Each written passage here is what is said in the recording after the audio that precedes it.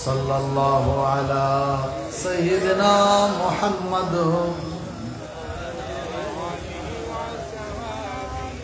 सल्लल्लाहु अला सय्यिदिना मुहम्मद व आलिहि व अस्हाबिहि वसल्लम सल्लल्लाहु अला सय्यिदिना मुहम्मद व आलिहि व अस्हाबिहि वसल्लम सलातुन या रसूलल्लाह अलैकुम सलामुन या हबीबल्लाह अलैकुम हर कश के मुस्तफा सामाने ओस बाहर वरदर गोशे दामाने ओस तु सलातुन या रसूलल्लाह अलैकुम सलामुन या हबीबल्लाह दर्दिले मुस्लिम मकाम मुस्तफा आबरोए माजना में मुस्तफा सलात या रसूलल्लाह अलैकुम मुस्तफा नूर जनाब अमरकुन आफताब बुर्ज में मिल्लदुन सलात या रसूलल्लाह अलैकुम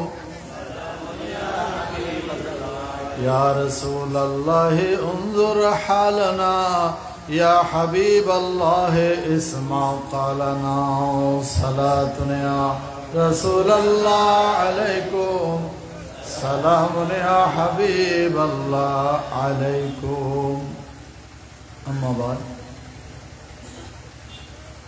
माह रबीउन नूर रबीउल अव्वल शरीफेर बरकतमय এই সময়ে কাতালশাহপাড়া ফুটন্ত ফুল একতা সংঘের ব্যবস্থাপনায়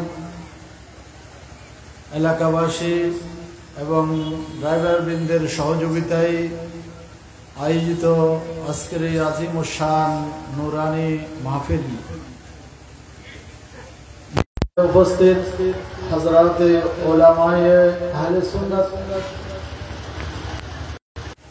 কাতালশাহপাড়া ফুটন্ত ফুল একতা সংঘের সদস্যবৃন্দ,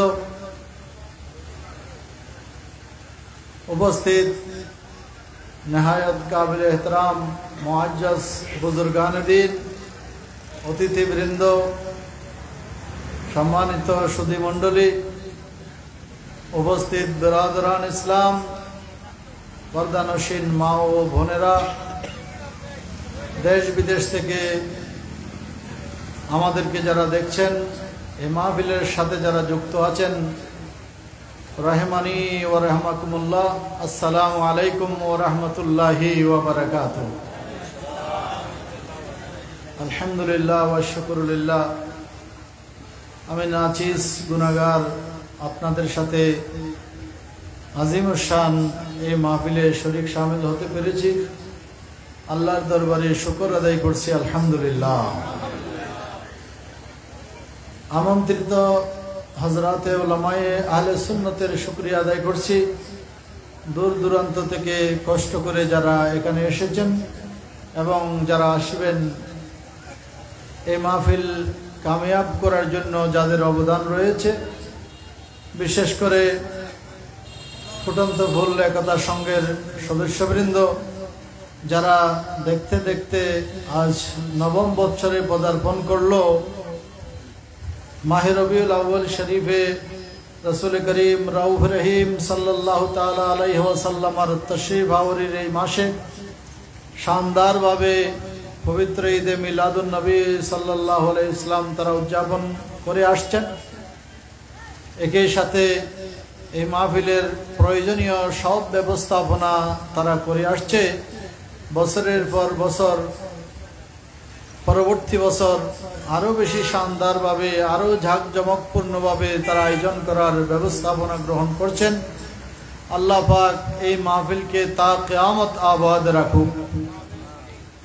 একতা সংঘের সদস্যবৃন্দকে ঐক্যবদ্ধ হয়ে এই দ্বীনি কাজগুলো আঞ্জাম দেওয়ার, খিদমত আঞ্জাম দেওয়ার, আহলে সুন্নাত ওয়াল জামাত এদেশে প্রচার করার এই কাজে তারা যাতে অবদান রাখতে পারে, আল্লাহ সেই তৌফিক দান করুক।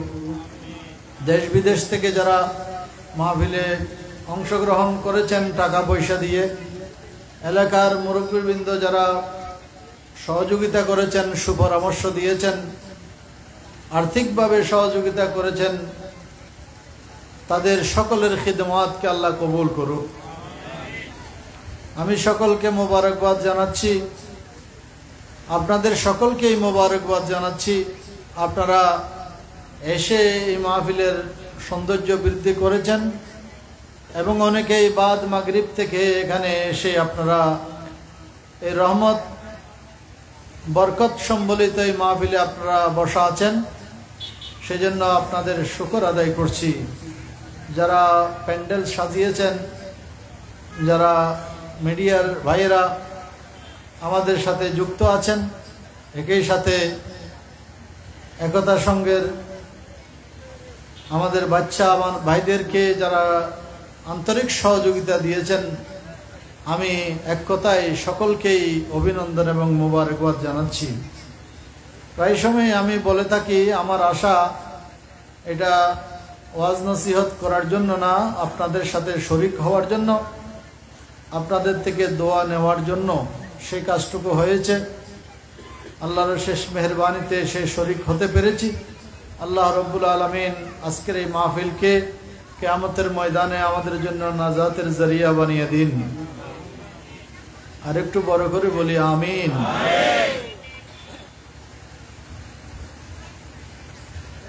আল্লাহ পাক পরওয়ারদিগার আলম কালামে হাকিমে ইরশাদ করেন, বিসমিল্লাহির রহমানির রহিম, আন-নাবিয়্যু আওলা বিল মুমিনিনা মিন আনফুসিহিম সাদাকাল্লাহুল আযীম ওয়া সাদাকা রাসূলুহুন নবিয়্যুল কারীম। তেলাওয়াতকৃত আয়াতাংশে আল্লাহ পাক নবিয়ে দো জাহাঁ নবী আকরাম সাল্লাল্লাহু তাআলা আলাইহি ওয়াসাল্লামের অসংখ্য মুজিজাতের মধ্যে একটি মুজিজার বর্ণনা করেছেন। মুমিনদের সাথে নবীর সম্পর্ক কি, সে কথা এই আয়াতের এই প্রথম অংশে বলা হয়েছে। তেলাওয়াতকৃত অংশে ইরশাদ হয়েছে, নবী মুমিনদের কাছে তাদের নিজেদের চেয়েও ঘনিষ্ঠ। সুবহানাল্লাহ। কিছুক্ষণ আগে আজিজাম মাওলানা আরিফুল ইসলাম রেজভী সুফার ইমাম গাজ্জালি সুন্নিয়া মাদ্রাসা উত্তর মেল্লেশ্বরী, তিনি কোরআন হাদিসের আলোকে ওয়াজ নসিহত যেগুলো করেছেন, সেটার মাঝে কথাও বলেছেন, নবীর সাথে আমাদের আন্তরিকতা পূর্ণ সম্পর্ক, এটা মোমেন হতে হলে প্রয়োজন হবে। আরেকটি কথা আপনারা লক্ষ্য করেছেন, এই যে মিলাদুন নবী হচ্ছে, মিলাদ কিয়াম হচ্ছে, অনেকে দাঁড়াচ্ছে না, আবার বাধাও দিচ্ছে। একজন মোমেন হিসেবে, রসুল পাকের উম্মত হিসেবে আপনার তো উচিত ঈদে মিলাদুন নবী পালন করা, রসুল পাকের দুনিয়াতে তশরিফ আওরিতে খুশি হওয়া। এটা যদি কোনো কারণে আপনি না করেন, আমরা আপনাকে বাধ্য করব না, করতে বলবো না, কিন্তু আপনি রসুলের মহব্বতে যারা এই কাজগুলো করছেন, তাদেরকে বাধা দেওয়ার আপনার কোনো এখতিয়ার নেই, আপনার কোনো অধিকার নেই। যারা আশেকে রসুল, তাদেরকে বাধা দেওয়ার। এরা অত্যন্ত হতভাগ্য ব্যক্তি, যারা নিজেদেরকে ভালো কাজের সাথে সম্পৃক্ত রাখতে পারে না, ভালো কাজে নিজেকে যুক্ত করতে পারে না, ভালো কাজে পরস্পরকে সহযোগিতা করতে পারে না, দিন ধর্ম প্রচার প্রসারের কাজে অবদান রাখতে পারে না। হতভাগ্য ব্যক্তি। সৌভাগ্যবান তারা যারা আল্লাহর প্রিয় হাবিব সাল্লাল্লাহু তাআলা আলাইহি ওয়াসাল্লামের দুনিয়াতে তাশরীফ আওরিতে আনন্দিত হতে পারে এবং নিজের সর্বোচ্চ কিছু সম্মান তাজিম করার যা যা আছে, সবচেয়ে বেশি যারা কোরবানি দিতে পারেন, ত্যাগ করতে পারেন, নিজেকে আত্মোৎসর্গ করতে পারেন, তারা ভাগ্যবান। আল্লাহ পাক ওই ভাগ্যবানদের কাতারে আমাদেরকে শামিল করুক। আল্লাহ যাদেরকে নেয়ামত দিয়েছেন, আল্লাহ যাদেরকে অনুগ্রহ করেছেন, আল্লাহ যাদেরকে কবুল করেছেন, আল্লাহর প্রিয় হাবিবের দরবারে যারা কবুল হয়েছেন, যাদের জন্য হাসরে নসরে রসুল রয়েছেন, কিয়ামতের ময়দানে রসুল পাকের শাফাআত যারা আশা করতে পারে, হাউজে কাউসার যাদের জন্য নির্ধারিত, আল্লাহ পাক তাদের কাতারে আমাদেরকে শামিল করুন। আমিন। মুমিনের সাথে, আল্লাহর প্রিয় হাবিবের সাথে আন্তরিকতার সম্পর্ক না থাকলে, মহব্বতের সম্পর্ক না থাকলে, আওলাদ ফরজন্দ, পিতা পুত্র, দুনিয়ার সবার চেয়ে আল্লাহর প্রিয় হাবিবকে মহব্বত বেশি করতে না পারলে আপনি পরিপূর্ণ কামেল মুসলমান হতে পারবেন না, কামেল মোমেন হতে পারবেন না। তাহলে আপনার ইবাদত বন্দেগী, নামাজ, রোজা, হজ, যাকাত যেগুলো আপনি আদায় করেন, যেগুলো আপনি পালন করে থাকেন অনেক কষ্ট করে, এই ইবাদতগুলো আল্লাহর দরবারে কবুল হওয়ার জন্য অন্যতম চাবিকাঠি যেটা, এটা রসুল পাকের মহব্বত। বড় করে বলি সুবহানাল্লাহ।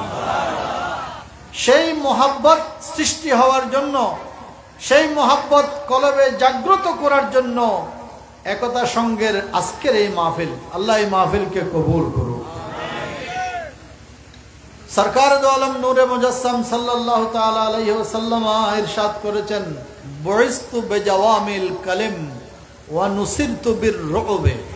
সরকার ইরশাদ করেছেন, আমি প্রেরিত হয়েছি এমন কিছু কথামালা দিয়ে, যেই কথাগুলো খুব ছোট, অল্প কথা, কিন্তু এটার অর্থ, এটার প্রভাব অনেক বেশি। সুবহানাল্লাহ।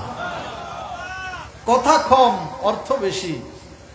আল্লাহ রসুলকে আল্লাহ এমন মর্যাদা দান করেছেন, এমন মুজিজা দান করেছেন, এমন অলৌকিকত্ব দান করেছেন, আমরা অনেক কথা বলি যা বোঝানোর জন্য, আল্লাহ রসুল এক শব্দে, দু শব্দে, অতি সংক্ষিপ্ত শব্দের মধ্যে সব কথা নিয়ে আসতে পারেন।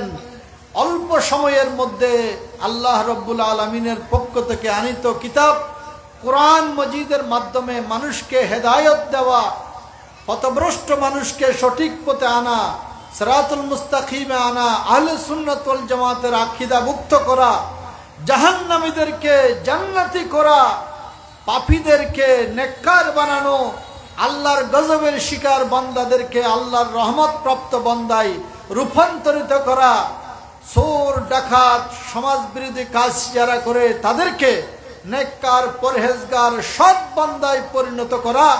রসুল পাকের একটি কথা যথেষ্ট, শুধু কথা নয়, আল্লাহর রসুলের একটি শুভদৃষ্টি যথেষ্ট। আল্লাহর রসুলের শুভদৃষ্টি শুধু নয়, রসুল পাকের মনের একটি ইচ্ছা, নবুয়তের একটি ইচ্ছা, হাজারো মানুষকে সৎ পথে আনতে সক্ষম। সুবহানাল্লাহ। তিনি সেই নবী। আমরা ভাগ্যবান, এমন নবী পেয়েছি যিনি নবীকুল সরদার, নবীগণের সবচেয়ে বেশি মর্যাদাওয়ালা, যিনি সৈয়দুল মুরসালিন, যিনি সৈয়দুল আম্বিয়া ওয়াল মুরসালিন, যিনি, তাকে আমরা পেয়েছি। শেষ নবীর উম্মত হয়েছি, শ্রেষ্ঠ উম্মত হয়েছি, আল্লাহর কাছে সবচেয়ে মর্যাদাবান হয়েছি।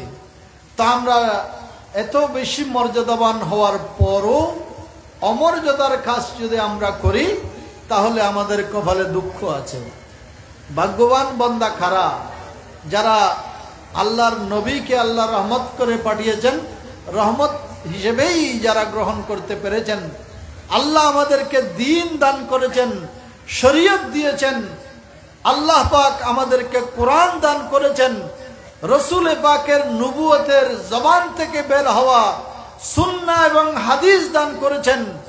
আর কোরআন সুন্নাহ থেকে যেই দুটি বিধান বের করা হয়েছে, ইজমা এবং কিয়াস, তা রয়েছে, সব মিলিয়ে রসুল পাকের আনিত শরীয়ত পরিপূর্ণরূপে এই শরীয়ত অনুকরণের মধ্যেই রয়েছে। এর মাধ্যমেই আমরা আল্লাহকে পাবো, রসুলকে পাবো, এবং এই অনুকরণের মধ্যেই রয়েছে আমাদের নাজাতের ব্যবস্থা। আল্লাহ পাক শরীয়ত বুঝে আমল করে আল্লাহর নবীর তরিকা, আওলাদে রসুলের তরিকা এবং দ্বীনের উপর, তাদের সুন্নতের উপর, আউলিয়া কেরামের পথে মতে, আমাদের পূর্বসূরি বরহক ওলামায়ে কেরামের পথে মতে থেকে আমরা যাতে আহলে সুন্নাত ওয়াল জামাতের সঠিক আকীদার উপর থাকতে পারি, এবং কিয়ামত পর্যন্ত আমাদের বংশধর, আওলাদ ফরজন্দ যারা আসবে, তারাও যেন সঠিক পথের উপর থাকতে পারে। আল্লাহ সেই তৌফিক দান করুক, আমিন। মোহতরম হাজরিন, আল্লাহ রসুল আমাদের কাছে যেটা বলেছেন, বয়স্তু বেজাওয়ামিল কালেম, আমি ছোট কথার মধ্যে বেশি অর্থবহ এরকম ক্ষমতা নিয়ে দুনিয়াতে প্রেরিত হয়েছি। তো সেই কথাগুলো কেমন কথা? এটা হতে পারে আল্লাহর কালাম কোরআন শরীফ, এটার মতো দামি মর্যাদাওয়ালা আর কোনো কালাম নেই। এবং এটা হতে পারে আল্লাহর পবিত্র, আল্লাহ রসুলের পবিত্র জবান থেকে যেগুলো বের হয়েছে সেগুলো। আল্লাহ তো বলেছেন, ওয়ামা ইয়ান্তিকু আনিল হাওয়া ইন হুয়া ইল্লা ওয়াহয়ুন ইউহা। আল্লাহ রসুল মন যেরকম চাই সেরকম কথা বলেন না, বরং আল্লাহর রসুলের পবিত্র জবান থেকে যা বের হয় এটা আল্লাহর পক্ষ থেকে দেওয়া ওহী। সুবহানাল্লাহ। এজন্য আল্লাহ রসুলের এক সাহাবী, তিনি আল্লাহর প্রিয় হাবিব যা বলেন তা লিখে রাখছিলেন। কুরাইশরা বাধা দিয়েছে, আতাকতুবু কুল্লা শাইইন সামাইতাহু মিন রাসূলিল্লাহ, বলেছেন আল্লাহ রসুলের সব কথা তুমি কি লিখে রাখো? ওয়া রাসূলুল্লাহি সাল্লাল্লাহু আলাইহি ওয়াসাল্লাম বাশারুন ইয়াতাকাল্লামু ফিল গাযবি ওয়ার রিদা। রাসূল তো একজন মানুষ, তিনি তো রাগান্বিত অবস্থায়, স্বাভাবিক অবস্থায় কথা বলেন, কেন তুমি লিখে রাখো? বড় করে বলে নাউযুবিল্লাহ। তিনি চিন্তা করলেন, ওরা যখন বাধা দিল লেখা বন্ধ করে দিয়েছে, কথা তো ঠিক। আল্লাহ রসুলের কাছে গিয়ে বললেন, ইয়া রাসূলুল্লাহ, আপনি যা বলেন আমি লিখে রাখতাম, কিন্তু কুরাইশরা আমাকে এই কথা বলেছে, আপনি নাকি এই এগুলো যখন বলার হলো, আল্লাহ রসুল বললেন, উক্তুবু, লিখে রাখো। আল্লাহ রসুল শপথ করে বলেছেন, ফাওয়াল্লাযী নাফসি বিয়াদিহি, ওই আল্লাহর কসম, ওই জাতে মুকদ্দাসের কসম, যার কুদরতের হাতে আমার জান, আল্লাহর কসম করে আল্লাহ রসুল বললেন, ইশারা করেছেন নিজের জবানের দিকে, বলেছেন, মা ইয়াখরুজু মিনহু ইল্লা হক, এই জবান থেকে হক, সত্য ব্যতীত বের হয় না, তুমি লিখতে থাকো। বড় করে বলি, কথা বুঝেন না, এই জন্য সুবহানাল্লাহ বলছেন না মনে হয়। আল্লাহ রসুল নিজের জবানের দিকে ইশারা করে বলেছেন, এই জবান থেকে সত্য ব্যতীত বের হয় না।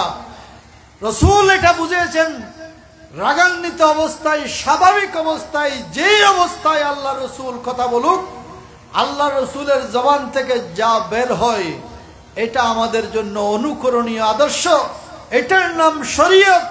রসুল যা বলেন তা শরীয়ত, হ্যাঁ বললেও শরীয়ত, না বললেও শরীয়ত।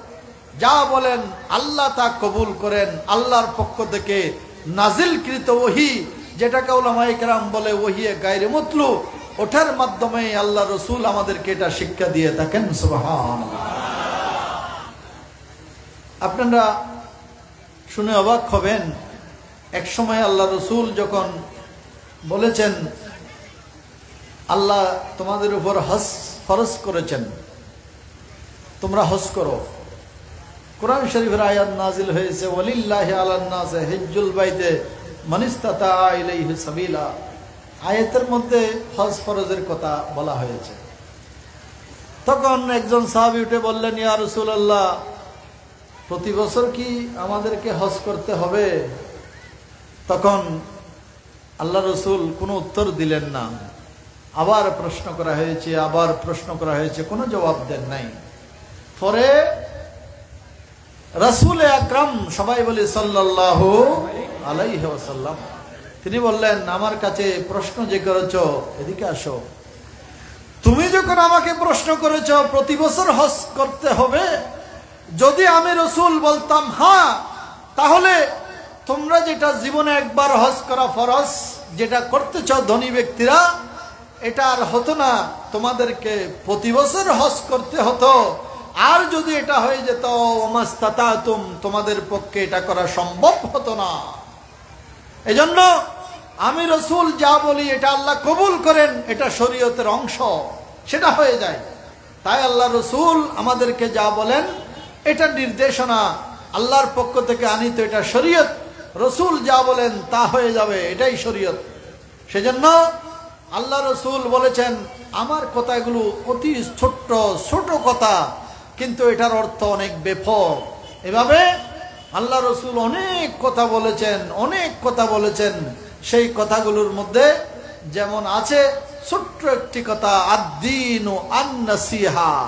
আদ-দীন আন-নাসিহা দুটা শব্দ রসুল বলেছেন। দিন হলো নসিহত, ধর্মটা হলো উপদেশের নাম। এই দুটা শব্দের মধ্যে দ্বীনের সব কথা নির্দেশনা এখানে আল্লাহ রসুল নিয়ে এসেছেন। সুবহানাল্লাহ। সাহাবায়ে কেরাম জিজ্ঞাসা করলেন, ইয়া রাসূলুল্লাহ, আমরা তো বুঝলাম না, নসিহত কার জন্য? তখন রসুল বলেছেন আল্লাহর জন্য নসিহত, আল্লাহর কিতাব কোরআনের জন্য নসিহত, আল্লাহর প্রেরিত নবীদের জন্য নসিহত, আমির রসুলের জন্য, আমি রাসূলের জন্য নসিহত, তোমাদের মধ্যে যারা নেতৃত্বে আছে, ইমামুল মুসলিমিন যারা আছে তাদের জন্য নসিহত, সর্বসাধারণ যারা আছে তাদের জন্য নসিহত। এরকম আল্লাহ রসুল বলতে বলতে ওই দুটি শব্দের ব্যাখ্যা যখন করেছেন, আল্লাহর সাথে কি আচরণ করতে হবে, আল্লাহর প্রতি আমাদের কি আকীদা রাখতে হবে, আম্বিয়া ইকরাম যাদেরকে পথভ্রষ্ট মানুষের হেদায়েতের জন্য দুনিয়াতে আল্লাহ প্রেরণ করেছেন, তাদের প্রতি আমাদের কি আকীদা রাখতে হবে, নবিকুল সরদার যাকে আল্লাহ প্রেরণ করেছেন 12 রবিউল আউয়াল শরীফের বিশুদ্ধ অভিমত অনুযায়ী সুবহে সাদেকের সময়, তার প্রতি আমাদের কি আকীদা পোষণ করতে হবে, আল্লাহর রসুলের প্রতি কি দায়িত্ব এবং কর্তব্য উম্মতের রয়েছে, এবং রসুল পাক দুনিয়া থেকে পর্দা করার পরে, হায়াতুন নবী দুনিয়া থেকে পর্দা করার পরে দিন ধর্ম এবং এই পৃথিবীর শাসন কার্য চালানোর জন্য শরিয়া মোতাবেক যারা পরিচালনা করবেন, ইমামুল মুসলিমিন নেতৃবৃন্দ যারা থাকবেন, তাদের প্রতি কি আচরণ করতে হবে,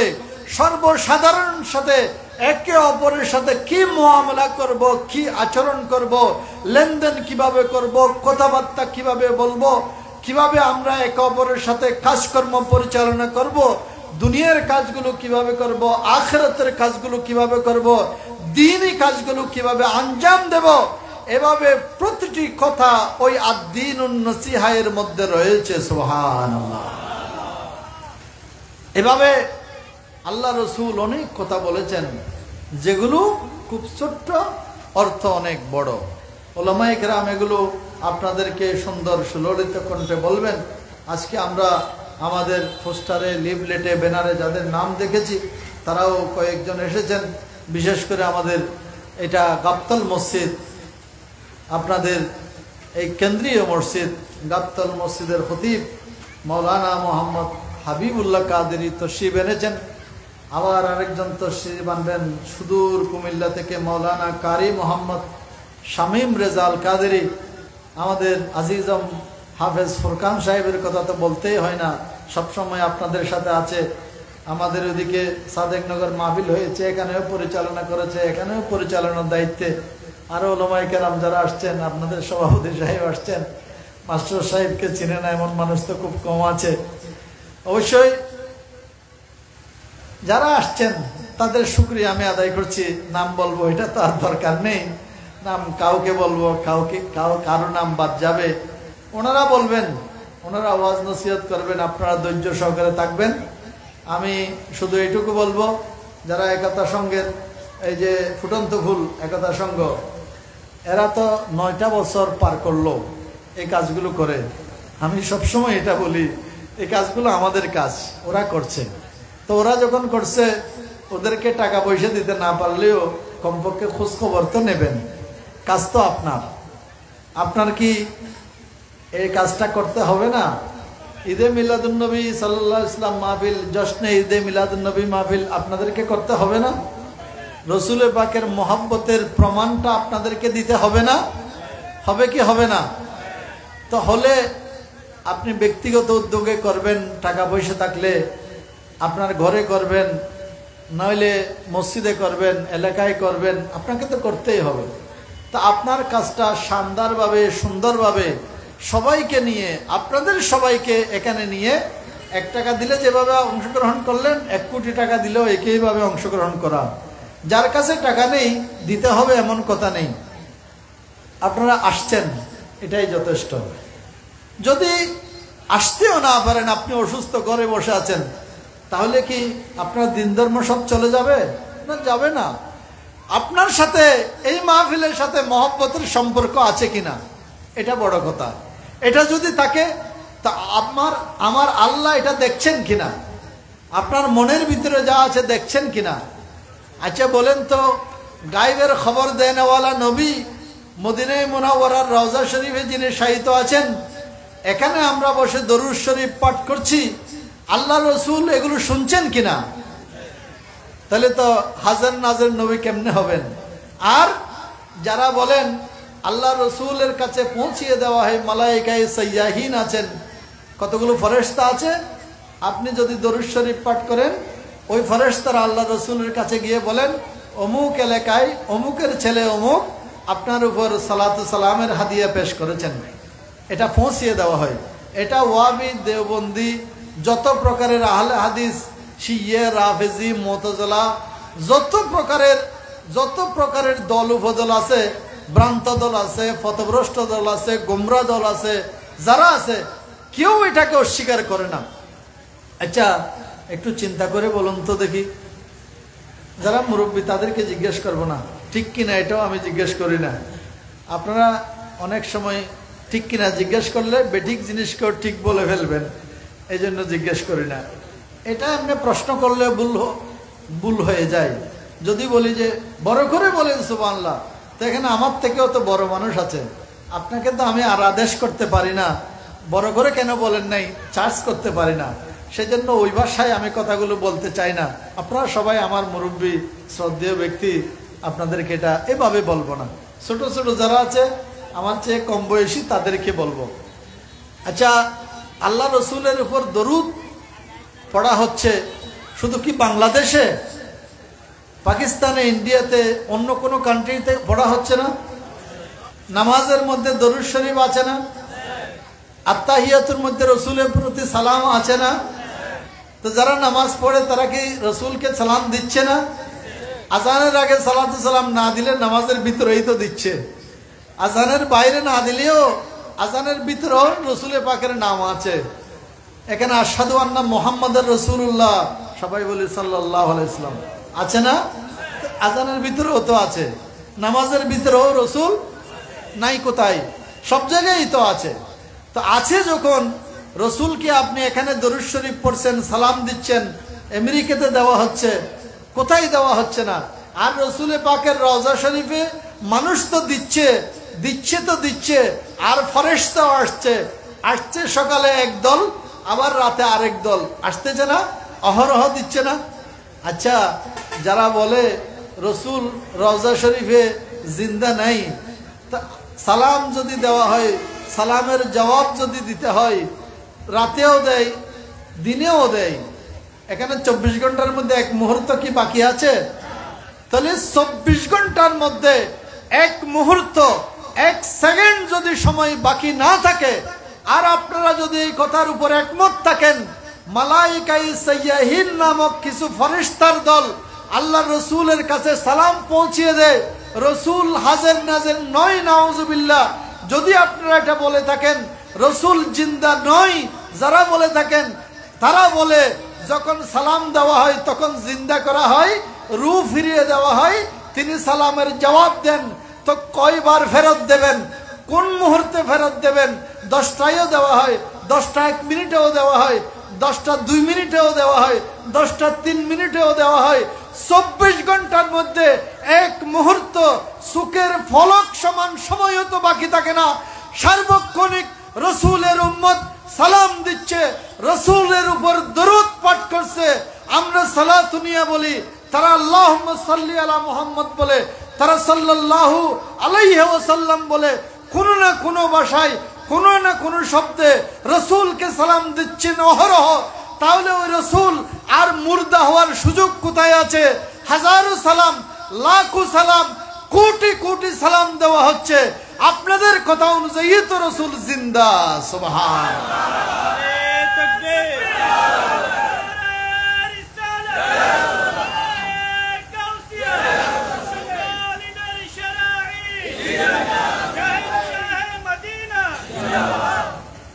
মোহতরম হাজরিন, যারা আমাদের মাসুম বাচ্চাদেরকে, স্কুল কলেজ মাদ্রাসায় পড়ুয়া ছাত্রদেরকে পথভ্রষ্ট করার জন্য, গোমরাহ করার জন্য বিভিন্ন দলিল যুক্তি দিয়ে আল্লাহ রসুলের পথ থেকে দূরে সরাতে চায়, আপনারা তাদের কর্ণপাত করবেন না, তাদের কথা শুনবেন না। যেই পথে আপনাদের পূর্বসূরি ওলামায়ে কেরাম ছিলেন, আমাদের বুজুর্গানে দিনরা ছিলেন, আপনারা তাদের পথেই থাকবেন, আপনারা তাদের পদাঙ্ক অনুসরণ করে চলবেন। এরকম ঈদে মিলাদুন নবী সাল্লাল্লাহু আলাইহি ইসলাম মাহফিল সহ এলাকায় যে ভালো কাজগুলো হয়, যুবক ভাইয়েরা যারা করে, তাদেরকে আপনারা সহযোগিতার হাত বাড়াবেন। নিজে করতে না পারলে অপরজনকে বাধা দেবেন না, বাধা দেওয়ার অধিকার আপনার নেই, ভালো কাজ থেকে বিচ্যুত করার এখতিয়ার আপনার নেই। আপনি সহযোগিতা করতে পারবেন, আপনি ভালো বলতে পারবেন, তাদের পক্ষে বলতে পারবেন, আর বিপক্ষে আপনি যেতে পারবেন না। যেতে পারবেন, গেলে আপনি যদি একা হয়ে যান তাহলে মান সাজ্জা সুজ্জা ফিন্নার। এই দল থেকে, আহলে সুন্নাত ওয়াল জামাত থেকে আপনি যদি একা হয়ে যেতে চান, আপনি যদি বেশি বুঝতে চান, ওই আপনার বেশি বুঝ নিয়ে আপনার গমনস্থল হবে জাহান্নাম, নাউযুবিল্লাহ। এটা হবেন না। আমরা চাই আপনাদেরকে নিয়ে জান্নাতে যেতে। আমার ভাই, আমার মুরব্বী, আমার স্নেহের সন্তানেরা, তারা জান্নাতে যাবে না, তারা বেহেশতি হবে না, তারা ভালো মানুষ হবে না, জান্নাতীদের নামের কাতারে তাদের নাম থাকবে না, তারা দোজকের শাস্তির সম্মুখীন হবে। এটা আমরা কখনো কল্পনা করতে পারি না। সেজন্য আমাদের দায়িত্ব হলো আপনাদেরকে বোঝানো, আপনাদের জিম্মেদারি হলো সঠিক বুঝ গ্রহণ করে নিজের জীবনে বাস্তবায়ন করা। এটাতে আপনারা এগিয়ে আসবেন। আপনাদের ছেলেমেয়েদেরকে আপনারা দৃষ্টি রাখবেন, তারা যাতে পথভ্রষ্ট না হয়। আপনি যদি আপনার বাবার ফাতেহা না করেন, আপনার বাবার কবর জিয়ারত না করেন, আপনার সন্তান আপনার কবর জিয়ারত করবে না। আজ এখানে সবার জন্য দোয়া হবে। আমাদের এলাকায় যারা দুনিয়া থেকে পর্দা করেছেন, তাদের জন্য মাগফিরাতের দোয়া হবে, ইসালে সওয়াব হবে। এখান থেকে বসে আমরা পুরো এলাকার মানুষদের কবরে সওয়াব পৌঁছাবো। এটা জিয়ারত হবে, তাদের রফে দরজাত হবে। এটা একটা ভালো ব্যবস্থাপনা না? তো এটার বিপক্ষে আমরা কেন থাকব? সেই কথা খেয়াল রেখে আমাদেরকে সৎ পথে আসতে হবে। আগামী 12ই রবিউল আউয়াল শরীফ শনিবার, আগামী শনিবার আলে রসুল এর সাদারতে আঞ্জুমানে রহমানিয়া আহমদিয়া সুন্নিয়া ট্রাস্টের ব্যবস্থাপনায় জামিয়া আহমদিয়া সুন্নিয়া থেকে আজিমুশান জশ্নে জুলুসে ঈদে মিলাদুন নবী সাল্লাল্লাহু আলাইহি ইসলাম উদযাপন করা হবে। সকলের প্রতি দাওয়াত থাকলো, আপনারা আপনাদের এলাকায় ছোট ছোট জুলুস যেগুলো হয়েছে সেগুলোতেও শরিক হয়েছেন। যাদের পক্ষে সম্ভব বড় জুলুসেও আপনারা শরিক হবেন। আল্লাহ রব্বুল আলামিন আমাদের মধ্যে যারা অসুস্থ তাদেরকে শেফা দান করুক। আমাদের মধ্যে যারা ক্ষতিগ্রস্ত তাদের ক্ষতি পুষিয়ে নেওয়ার আল্লাহ তৌফিক দান করুক। যারা অভাবগ্রস্ত তাদের অভাবকে আল্লাহ দূরীভূত করে দিন। দেশ বিদেশে যারা যে জায়গায় আছেন সুস্থতার সাথে জিন্দেগি বসর করার তৌফিক দান করুন। আমাদেরকে, আমাদের পরবর্তী প্রজন্মকে আহলে সুন্নাত ওয়াল জামাতের আকীদার উপর মজবুত কদম থাকার তৌফিক দান করুন। আপনারা সুস্থ থাকুন, ভালো থাকুন, আপনারা দিন ধর্মের কাজে নিজেকে যুক্ত রাখুন। এই কামনা করে, এই প্রত্যাশা করে আপনাদের থেকে বিদায় নিচ্ছি। আসসালামু আলাইকুম ওয়া রাহমাতুল্লাহি ওয়া বারাকাতুহু।